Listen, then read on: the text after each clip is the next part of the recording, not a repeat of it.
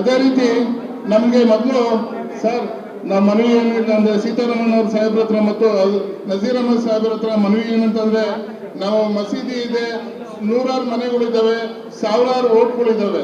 ಆದರೆ ನಮಗೆ ಇವಾಗ ಸೋದರಳ್ಳಿ ಫಾರ್ ಎಕ್ಸಾಂಪಲ್ ಸರ್, ಒಂದು ಅರ್ಧ ಎಕರೆನೂ ಜಾಗ ಇಲ್ಲ ಸರ್. ಆ ಕೆಂಪಾಪುರದಾಗೆ 4 ಕಿಲೋಮೀಟರ್ ಹೋಗ್ಬೇಕು ಸರ್. ಇವಾಗ ಅವನು ಕೆಂಪಾಪುರದಾಗ ಫುಲ್ ಆಗಿಬಿಟ್ಟಿದೆ ಸರ್. ನಮ್ಗೆ ಜಾಗನೇ ಕೊಡ್ತಾ ಇಲ್ಲ. ನಾವು ರೋಡ್ ಹಾಕಿಕೊಂಡಿದ್ದು ಪ್ರೊಟೆಸ್ಟ್ ಮಾಡಿದ್ದೀವಿ ಸರ್. ನಾವು ಕೃಷ್ಣ ಬೈರೇಗೌಡರಿಗೂ ಸಹ ನಾವು ಲೆಟ್ರ್ ಕೊಟ್ಟಿದ್ದೀವಿ ಸರ್. ಆದರೆ ಇಲ್ಲಿವರೆಗೂ ಕೆಲಸ ಏನೂ ಆಗಿಲ್ಲ ಸರ್. ಹಾಗೆ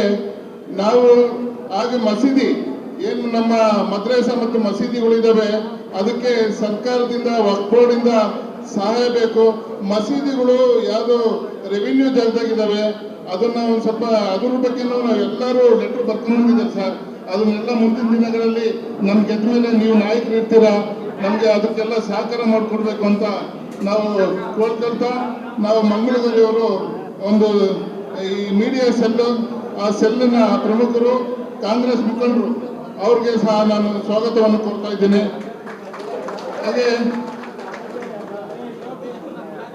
ಈಗ ನಮ್ಮ ನಾಯಕರಾದಂಥ ನಾನು ಸೀತಾರಾಮ್ ಸಾಹೇಬ್ರಿಗೆ ಯಾಕೆ ಯಾವಾಗೂ ಅವ್ರ ಋಣ ನಾವು ತೀರ್ಸೋಕ್ಕಲ್ಲ ಅಂತಂದರೆ, ನಾನು ಸುಮಾರು ನಮ್ಮ ತಂದೆಯವರು ತುಂಬ ಹುಷಾರಿರಲಿಲ್ಲ, ಆಸ್ಪತ್ರೆನಾಗೆ ICUನಾಗೆ 40 ಡೇಸ್ ಇದ್ರು, MS ರಾಮಯ್ಯ ಹಾಸ್ಪಿಟ್ಲಿನಾಗೆ 40 ಡೇಸ್ ಇದ್ರು. ಆದರೆ ಮರಣ ಆಗೋಯ್ತು.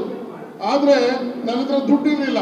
ನನ್ನ ತಂಗಿಗೆ ಮದುವೆ ಮಾಡಿದ್ದೆ, ದುಡ್ಡಿರಲಿಲ್ಲ, ಸಾಲ ತುಂಬ ಇತ್ತು. ಅವಾಗ ಸೀತಾರಾಮಣ್ಣವ್ರ ಹತ್ರ ಹೋಗ್ಬಿಟ್ಟು, ಸರ್ ನಮ್ಮ ತಂದೆಯವ್ರಿಗೆ ಈ ಥರ ಆಗಿದೆ, ನನ್ನ ಹತ್ರ ದುಡ್ಡಿಲ್ಲ ಸರ್, ಬರೀ 7-8 ಸಾವಿರ ರೂಪಾಯಿ ಐತೆ ಅಂದಾಗ, ಭಾಷಾ ಬಾಯಿಲಿ ಅಂದ್ಬಿಟ್ಟು ಆ 7-8 ಸಾವಿರ ರೂಪಾಯಿ ಜೊತೆಗೆ ಅವರು 10 ಸಾವಿರ ರೂಪಾಯಿ ನನ್ನ ಜೋಬ್ನ ಮಡಗಿ ನಿಮ್ಮ ಅಪ್ಪರ್ಗೆ ಹೋಗಿ ಇದು ಮಾಡು ಅಂತ ಹೇಳಿದ್ರು ಸರ್. ಆ ಋಣ ನಾವು ತೀರಿಸ್ಬೇಕು ಹೇಳೋ ಅಂಥ ಮನುಷ್ಯರು ನಮಗೆ.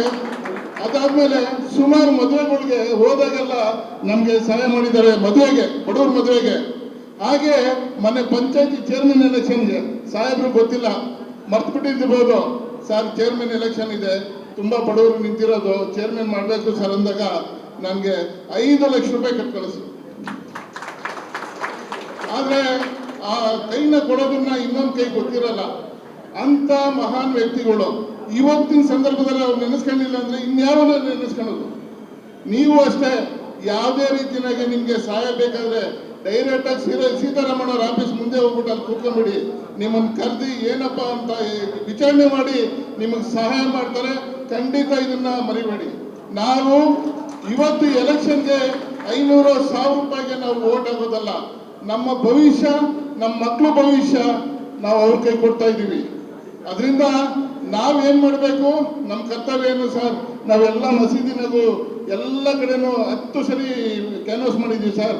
ಪ್ರತಿಯೊಬ್ಬ ಹೆಣ್ಮಕ್ಳು 100% ವೋಟಿಂಗ್ ಈ ಸಲ ಆಗ್ತದೆ ಸರ್. ಅಲ್ಲ, ಅದನ್ನೆಲ್ಲ ಮಾತಾಡ್ತೀವಿ ಸರ್. ಅದಕ್ಕೆ ಒಂದು ಯೂನಿಯನ್ ಮಾಡಿದ್ದೀವಿ, ಹುಡುಗರಿಗೆ ಒಂದು ಟ್ರೂಪ್ ಟ್ರೈನಿಂಗ್ ಕೊಟ್ಟಿದ್ದೀವಿ ಸರ್. ಈ ಕೆಲಸ ಎಲ್ಲ ಮಸೀದಿಯಲ್ಲಿ ನಡೀತಾ ಇದೆ. ಅದರಿಂದ ಈ ಸಲ ನಮ್ಮ ಮಹಿಳೆಯರದ್ದು 100% ಈ ಸಲ ವೋಟಿಂಗ್ ಆಗ್ತದೆ, ಪುರುಷರದ್ದು 100% ಆಗ್ತದೆ. ಏನಪ್ಪ ಆಗ್ತದಲ್ಲ, ಮೊದಲು ಏನು ಮಾಡಿದ್ದೀವಿ ಸರ್, ಫಸ್ಟು ನನ್ನ ಮನೆ, ನನ್ನ ಹೆಂಡತಿ, ನನ್ನ ಅಮ್ಮ, ನನ್ನ ತಂಗಿ, ನಾನು ಮೊದಲು ತಗೊಂಡೋಗಿ ಅವ್ರು ನಿಲ್ಲಿಸಿ ವೋಟ್ ಹಾಕ್ಸ್ಬಿಡ್ತೀವಿ.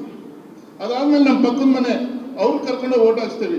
ಈ ಥರ ಯುವಕರಿಗೆ ಒಂದೊಂದು ಲೈನ್ ಕೊಟ್ಬಿಟ್ಟಿದ್ದೀವಿ ಸರ್. ಅವರು ಆ ಲೈನ್ನಾಗೆ ಪ್ರತಿಯೊಬ್ಬರಿಗೂ ಕರ್ಕೊಂಡು ಹೋಗ್ಬೇಕು, ಹಾಕಿಸ್ಬೇಕು. ಇದು ನಾವು ಜವಾಬ್ದಾರಿ ಕೊಟ್ಟಿದ್ದೀವಿ.